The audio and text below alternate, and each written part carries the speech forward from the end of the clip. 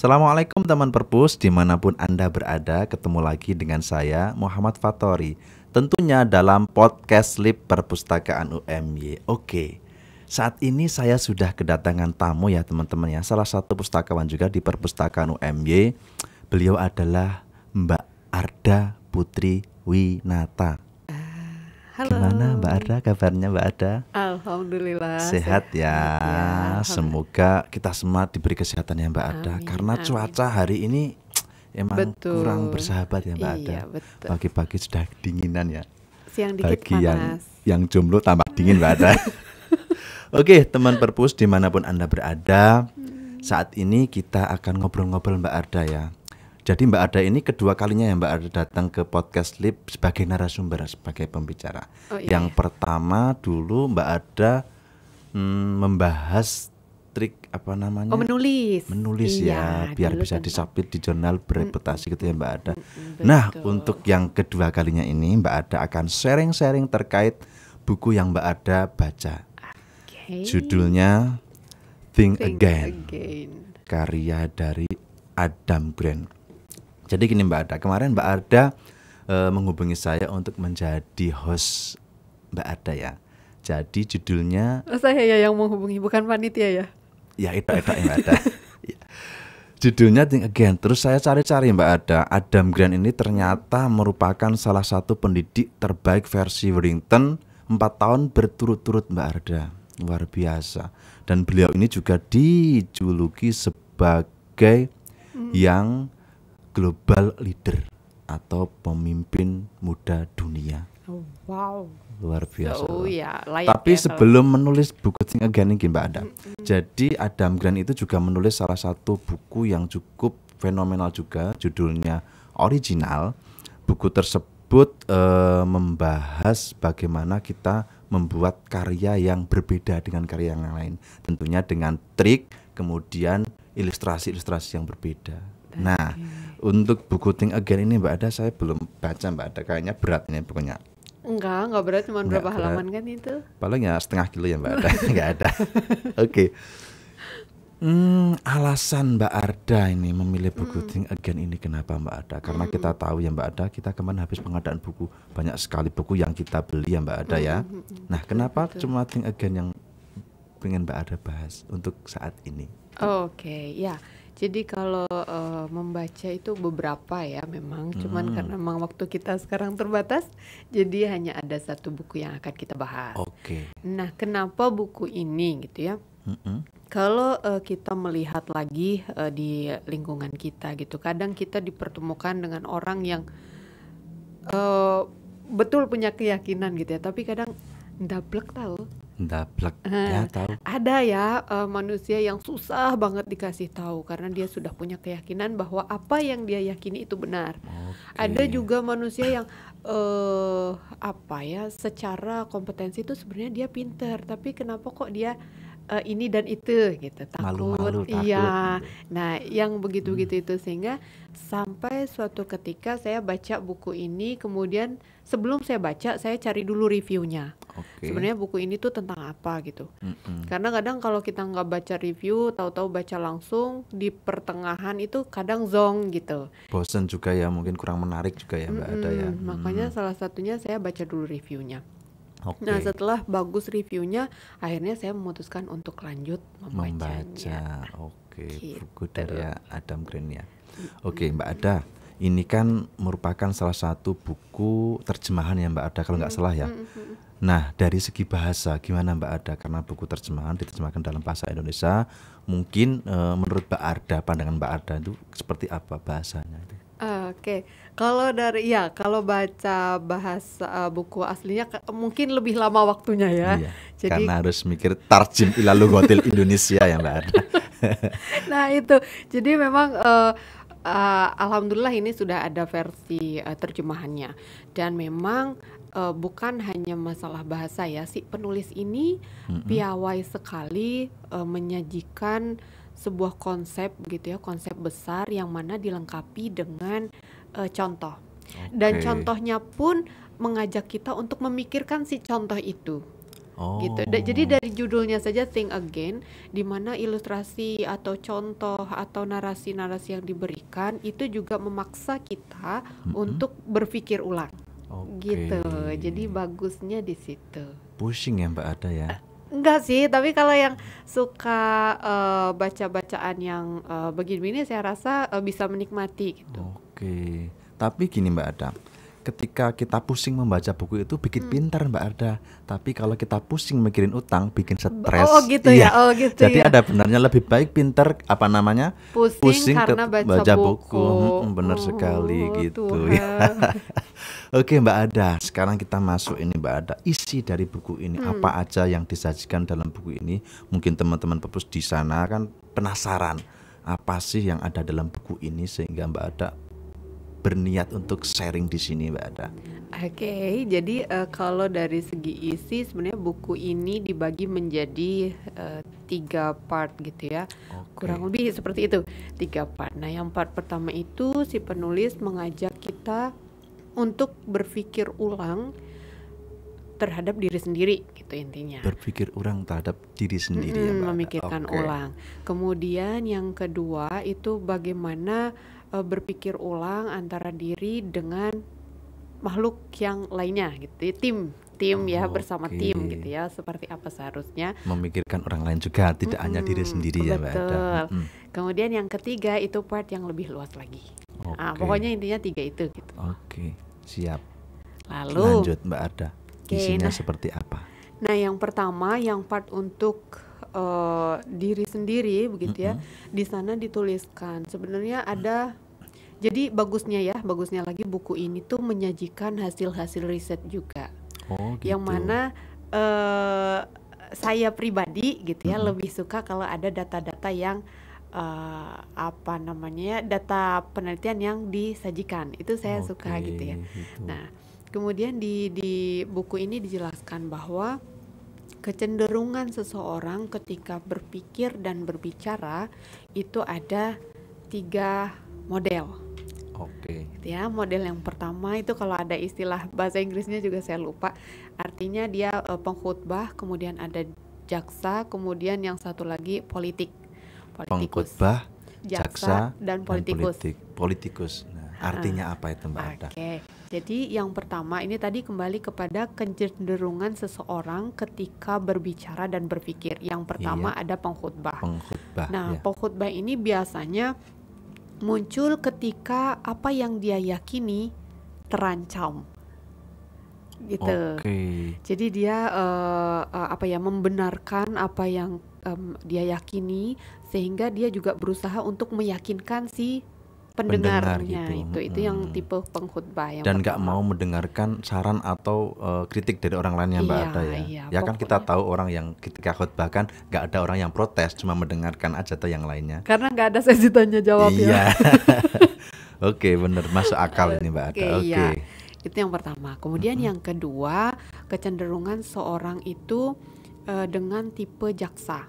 Oke. Jadi ketika dia melihat lawan bicaranya itu mempunyai satu kelemahan yang bisa diserang, Mm-mm. dia akan mencari bukti-bukti pendukung yang semakin menyudutkan si lawan Oke, untuk bicaranya. menjatuhkan ya Mbak Ada. Iya, Oke, kayak gitu. namanya juga jaksa kan, mencari Betul. celah-celah di mana yang bisa kita sikat. Nah, itu tuh Mbak Ada.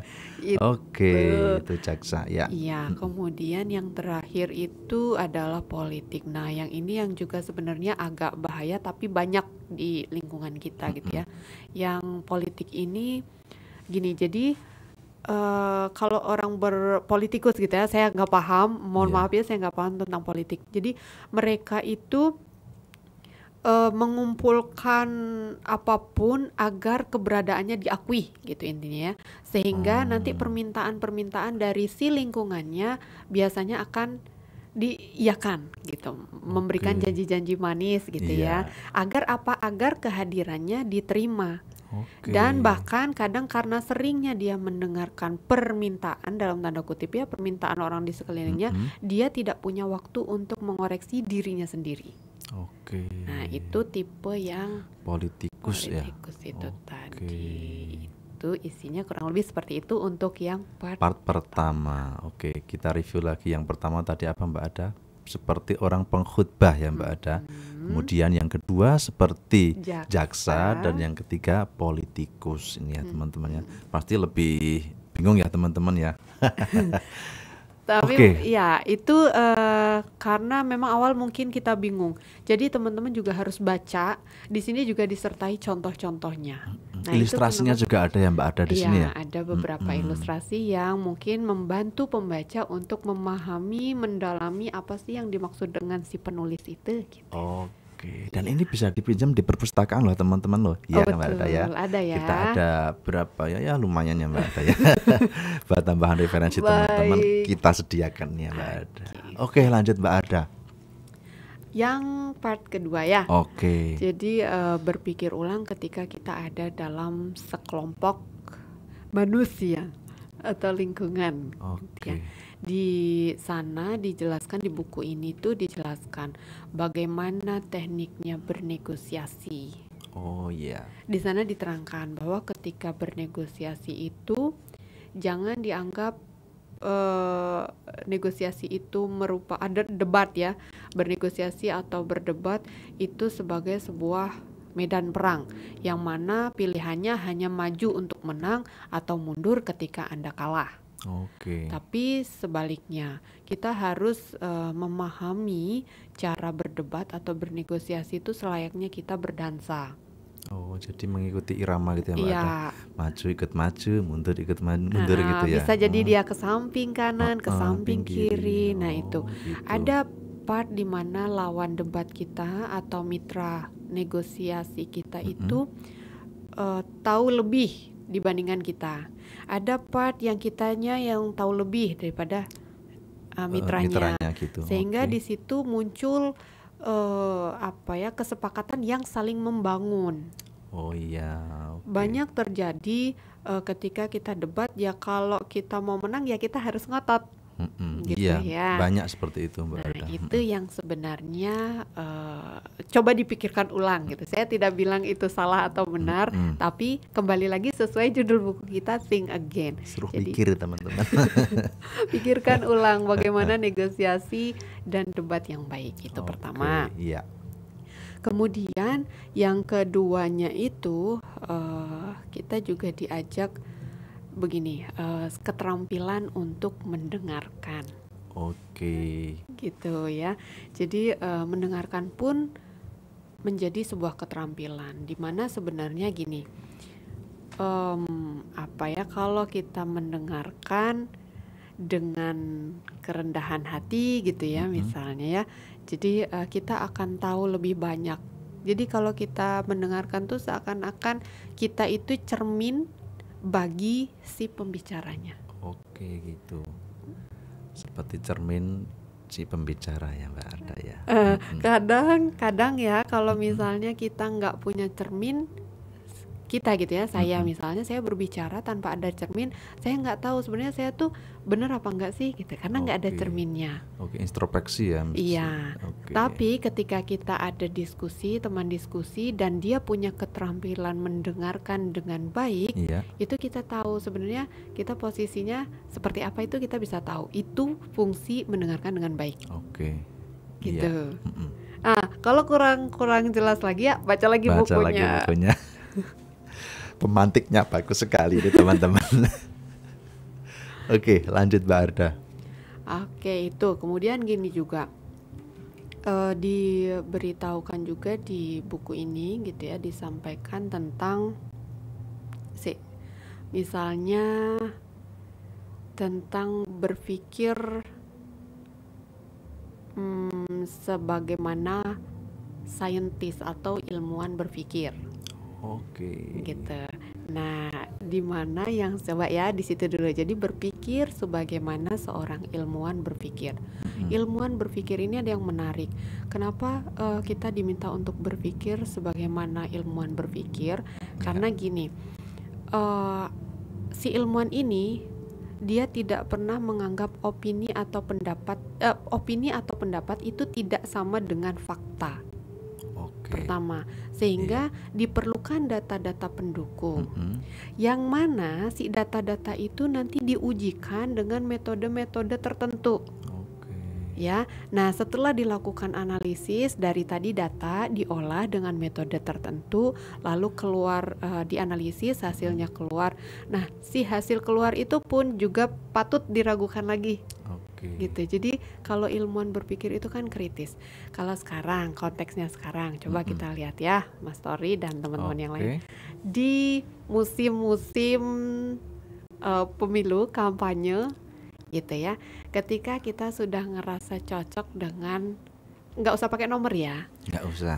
Misalnya Calon paslon gitu A aja. ya, Mm-mm. si paslon A itu kita sudah cocok begitu ya. Nah, terlepas dari kita cocoknya seperti apa gitu, yang mau saya jelaskan di sini bahwa ketika kita merasa itu pasangan yang terbaik, tidak kemungkinan kita melihat juga bahwa yang lain itu sebenarnya juga baik.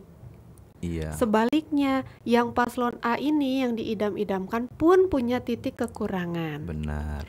Nah, yang sering sekarang terjadi ketika kita sudah mantep sama paslon A, Iya. kita cari cara biar yang lawannya terlihat buruk-buruk sekali. Nyari kesalahan, Nyari nyari kesalahan. titik lemahnya gitu ya Mbak Ada. Nah, itu. Oh, gitu. Dan si paslon A dicarikan bukti-bukti yang mendukung bahwa ini memang yang terbaik. yang terbaik. Oke. Gitu. Padahal sebenarnya semua di dunia ini punya sisi Kelemahan dan kekurangan ya Mbak Ada. Pasti kelemahan itu ya. dan kekurangan, gak ada baiknya ya.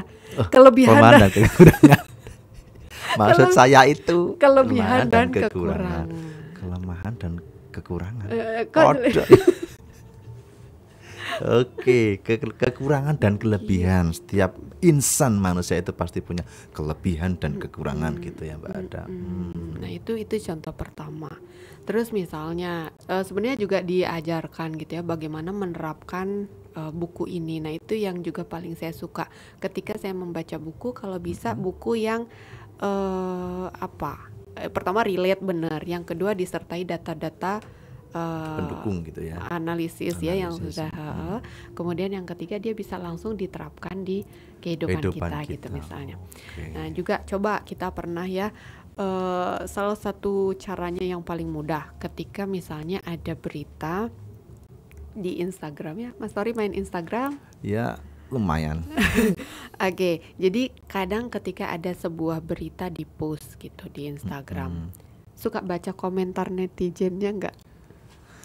Kalau saya sih dikit nggak begitu ya, tapi Oke. kadang kalau misalkan menarik beritanya itu saya nyari di komentar biasanya. Untuk pendukung biasanya ada di situ, di komentar itu ada yang Ada yang dicari. upload itu Mbak, upload pendukungnya, kadang ada yang kontranya kayak gitu biasanya. Oke. Contohnya kemarin misalkan ada berita yang di UNY itu nggak ada, tahu nggak yang Yang mana? pelecehan itu? Oh iya. Nah, itu kan Contohnya versinya kan itu. banyak itu.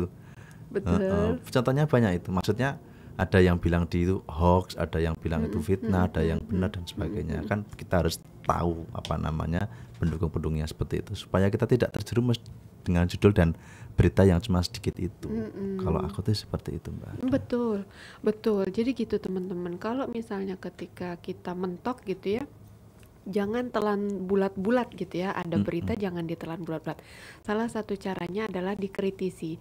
Yang sebenarnya komentar yang ada itu ya, komentar netizen itu sebenarnya justru bisa membantu kita untuk berpikir kritis teman-teman. Iya. Kayak misalnya yang kemarin pendaki yang erupsi itu Marapi di Padang. Marapi. Nah, Iya. itu kan ada tuh komentar-komentar yang kita kan sebenarnya bukan orang sana dan kita tidak Nggak ada di tahu. tempat yang itu gitu kan, sehingga kita tidak tahu. Kita bisa mendapat gambaran justru dari komentar-komentar Netizen Indonesia. yang maha tahu dan maha cepat ya Nah, sebenarnya. benar juga katanya.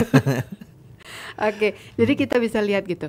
Karena ada yang berkomentar seperti ini. Kenapa sudah erupsi, sudah tahu kan gunung ada statusnya, kenapa kok masih naik? Ada Iya. lagi yang komentar, oh itu ternyata nggak tahu loh, ada sesuatu yang mendadak yang alam tuh tidak bisa selalu kita kontrol. Ada yang bilang gitu, ada lagi yang bilang nah satu dan lain hal. Sehingga sebenarnya dari komentar-komentar itu pun itu menjadi stimulan bagi kita untuk berpikir secara kritis. Kalau Oke. coba lihat judulnya aja gitu ya, pendaki meninggal, misalnya saya judul pasnya ya, 11 pendaki meninggal karena erupsi. Kita telan bulat-bulat lah, Iya. itu pendaki kayak mana gak baca aturan misalnya gitu ya. Heeh. Erupsi masa masih diperbolehkan, atau malah menyalahkan pemerintah, kayak mana sih pemerintah kok nggak bikin status sehingga nggak ada himbauan untuk melarang misalnya. Iya, Nah kan benar. akhirnya jadi saling menyalahkan. Iya, bingung juga Mbak Ada ya. Iya. Kita cuma telan mentah-mentah beritanya kan Mbak Ada. Iya, dan ngerasa paling tahu gitu. Padahal masih banyak fakta-fakta di belakangnya kan Mbak Ada. Nah itu terkait dengan yang paling tahu itu juga terjadi ketika pertandingan sepak bola. Oh iya. Gimana tuh coba?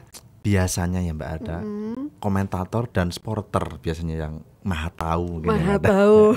Padahal dia tidak punya tidak punya skill ya Mbak Ada ya. Penonton sama ya mungkin bisa main bola tapi cuma ya asal main gitu aja ya.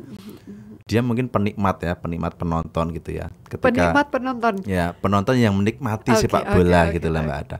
Ketika dia melihat pertandingan sepak bola, kemudian pada ketika pemain itu dari depan gawang Betul, mungkin ya Mbak Ada, gagal kepleset atau apalah. Nah, pasti penontonnya atau komentator bilangnya, wah bodoh banget, tinggal di passing aja, tinggal di keping aja kok nggak bisa kayak gitu. Padahal kan nggak tahu kondisi di lapangan seperti apa, apakah licin, apakah mungkin kesleo atau mungkin kena body charge dari lawan bermainnya kan nggak tahu. Iya, Jadi betul. kondisi badan kan nggak tahu seperti apa. Iya. Nah, akhirnya ya menyalahkan gitu aja tanpa tahu yang sebenarnya di lapangan. Nah itu ada namanya, itu namanya sindrom armchair quarterback gitulah intinya ya. Bahasa Inggris guys.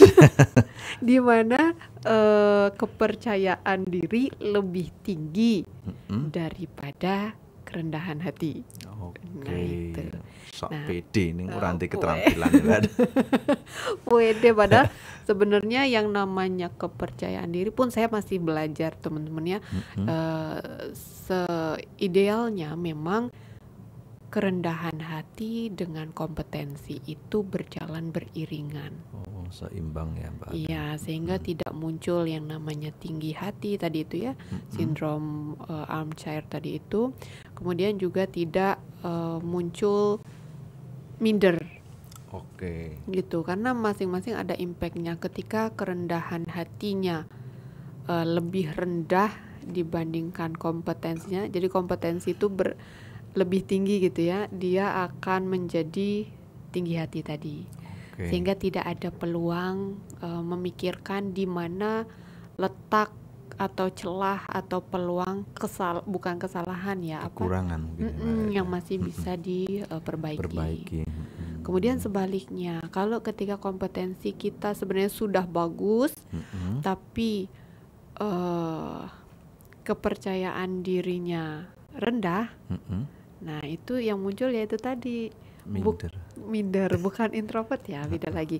Minder, jadi apa-apa takut gitu, ragu-ragu gitu. Sama-sama tidak berkembang sebenarnya dua orang ini. Dua tipe ini sama-sama tidak berkembang. Tapi kalau kerendahan hati berjalan beriringan dengan kompetensi, akan selalu terbuka peluang-peluang untuk berpikir lebih jauh lagi. Kemudian terbuka juga peluang untuk berinovasi dan kreativitas, itu juga akan muncul ya Mbak Ada. Muncul temuan-temuan baru gitu-gitu. Berpikir seperti ilmuwan berarti ya Mbak Ada. Masuk ya ini Mbak Ada ya. Good ya. Oke. Masih ada lagi Mbak Arda? Mungkin biar teman-teman aja yang baca sendiri, soalnya masih banyak iya, Mbak Ada ya. Iya, harus dibaca. Oke. Kemudian insight apa Mbak Ada yang ada dalam buku ini yang Mbak Ada temukan ya Mbak Ada? Selain tadi ya, mungkin banyak hal yang bagi saya itu menarik, tapi mungkin nanti pembaca lain juga akan menemukan insight yang berbeda. Tapi bagi saya yang menjadi inspirasi dan memotivasi itu tadi, memperbaiki kembali cara berpikir kita. Sebagaimana seorang ilmuwan berpikir itu tadi. Oke. Jadi biar kita itu nggak stuck di keyakinan lama yang sebenarnya kita juga nggak tahu itu benar versi siapa. Ya itu tadi, hidup bukan soal benar atau salah gitu ya, tapi peluang-peluang untuk mendapatkan sesuatu yang sifatnya membangun. Oke. Good. Luar biasa ya teman-teman ya. Nah, ketika Mbak Ada baca buku ini kan pasti ada part yang mungkin Mbak Ada paling suka. Silakan Mbak Ada bisa dilihat part mana yang menurut Mbak Ada paling disukai. Coba Mas Tori deh, apa nggak isinya? Jadi part yang saya sukai tadi ya, paling ini yang kayaknya harus belajar banget itu yang tadi, Yang cara seperti ilmuwan. berpikir sebagaimana ilmuwan berpikir. Oke, tak coba cari Coba Mbak Ada. kayak udah hafal gitu ya. Iya, tak bacain ya Mbak Oke, Ada ya. boleh. Berpikirlah seperti seorang ilmuwan. Saat opini Anda sedang terbentuk, lawanlah keinginan untuk berkhutbah, menuding gagasan lain, atau berpolitik. Perlakukan pandangan baru Anda layaknya firasat atau hipotesis, lalu ujilah dengan data. Betul itu ya. Jadi itu yang bisa menstimulan gitu ya pikiran kita untuk selalu terbuka terhadap hal-hal baru, mempertanyakan data-data baru, sehingga ya itu tadi, orang-orang yang berpikir seperti itu, orang-orang yang visioner pasti punya tempat gitu lah ya. Oke. Dan semakin luas ya pemikirannya Mbak Ada, karena pengen cari tahu lagi. Kita sudah mendapatkan kesimpulan, tapi kayaknya ini belum bagus sih menurut saya, harus saya cari lagi gitu ya Mbak Ada ya. Gampang ya referensinya. kalau diomongin ya. Sepertinya. Coba ya, Diterapkan ya, bismillah, pelan-pelan ya. Pelan-pelan. Bahasa Inggrisnya itu alon-alon asal waton. Kalau enggak Asal kelakon. Asal waton. Asal kelakon Mbak Ada. Betul. Oke, karena saya punya grup dangdut namanya Asal Waton Mbak Ada, jadi keceplosan ini. Oh gitu. Oke Mbak Ada, setelah membaca buku ini Mbak Ada merekomendasikan buku ini untuk siapa Mbak Ada? Lebih tepat buku ini direkomendasikan untuk orang yang ngerasa paling tahu, Paling tahu, kemudian guys. yang ngerasa paling bener. Paling bener. Apalagi sekarang ya momennya ini ya, momen pemilu-pemilu Politik, gini. Nah, heeh. cobalah baca ini, tolong ya tim ses siapapun kalian, tolong baca buku ini. Karena kalian biar tidak saling menyalahkan Mbak Ada, nggak Iya. cari kesalahan sana sini ya Mbak Ada ya. Betul ya, dibaca. Semua orang tuh pasti punya kelebihan dan kekurangan. Betul, itulah. Oke, sepertinya dah ya Mbak Ada, dah cukup pusing, tapi nggak apa-apa. Pusingnya baca buku itu bikin pinter daripada apa Mbak Ada? Amin. Pusing mikirin Utang bikin stres. Ya, yang nge-host soalnya tua ya. Jadi omongannya utang. bukan ya. Ini kumis aja belum tumbuh loh Mbak Ada, jangan bilang tua loh. Saya 20 plus lah. Oke. Siap. Masih ada lagi yang ingin Mbak Ada sampaikan Mbak Ada, mumpung masih ada waktu ini. Oke, jadi gini, kalau teman-teman tertarik untuk membaca, ada kan orang yang nggak suka spill gitu. Oke, Sama kayak nonton film itu ya. Kadang ada orang yang risih, kok di spill dulu sih gitu kan, jadi nggak penasaran gitu. benar. Ada tipe yang ntar dulu ngintip-ngintip dulu isinya kira-kira apa, kalau cocok lanjutin. Nah, ini teman-teman bisa tuh sesuaikan aja sama kebiasaan kalian ketika membaca buku. Atau kalau misalnya kalau kalian pengen tahu sedikit gitu ya isiannya, bisa tadi ya sudah kita ceritakan, atau membaca review orang lain terhadap buku ini. Kalau memang yang nggak suka, udah deh pokoknya yakin aja ini buku bagus banget untuk meningkatkan daya berpikir kritis kita. Supaya pengetahuan lebih luas dan introspeksi diri ya Mbak Ada. Kadang kita itu kurang introspeksi ya Mbak Ada terkait apapun yang kita yakini ya Mbak Ada. Kita ya. ya. Masuk aku toh. Kamu juga toh. Oke Mbak Ada, mungkin itu saja yang bisa kita share ya Mbak Ada. Buat teman-teman Perpus dimanapun Anda berada, selalu tonton video kita ya Mbak Ada di podcast Lip Perpustakaan UMY. Jangan lupa, salam Viva Literaria. Semoga ini bermanfaat. Shalom, sampai jumpa.